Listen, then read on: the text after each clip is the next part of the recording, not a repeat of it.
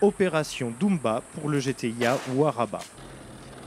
C'est le nom autour duquel se sont fédérés 715 soldats maliens pour former le premier bataillon entraîné par la mission européenne au Mali.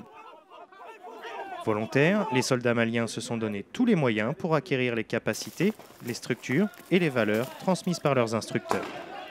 En fait, c'est le bénéfice qu'on tire de cette formation, la cohésion, la discipline, l'interaction qu'on a eu pendant ce temps de formation. Nous avons appris à nous connaître, à mieux définir les chaînes de commandement. Les structures sont beaucoup plus solides et ça donne beaucoup plus de chances à le succès futur de la mission. Du soldat à l'état-major, les Warabas se sont retrouvés engagés seuls à l'occasion de l'opération Dumba, un exercice de synthèse destiné à tester leur capacité opérationnelle sous les regards de leurs instructeurs. Ce que j'observe, c'est déjà cette capacité de concevoir et coordonner l'action d'un niveau bataillon et de bien le faire de façon solide, avec un état-major qui fonctionne bien. Ensuite, ce que j'observe, en tout cas pour la compagnie que j'ai été voir sur le terrain, ce sont des dispositifs cohérents, concrets, qui sont réellement appliqués aux contraintes du terrain et qui ne sont pas des choses absurdes ou aberrantes.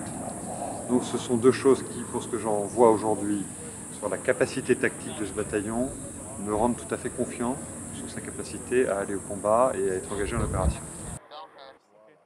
Infanterie, artillerie, logistique ou génie, ce sont près de 200 instructeurs provenant de 15 nationalités qui, depuis le 2 avril, dispensent une formation dense destinée à reconstruire l'intégralité des fonctions opérationnelles d'un bataillon. D'abord, pour moi, c'est un sentiment de fierté que j'ai. Me retrouver pour diriger les opérations d'un GTA comme ça, fort d'une telle puissance, fort de 4 sous-groupements tactiques interarmés.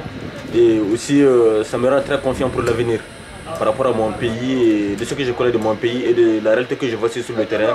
Ça me rend très confiant et je me sens vraiment apte pour les jours à venir afin d'assurer ma mission pour mon pays.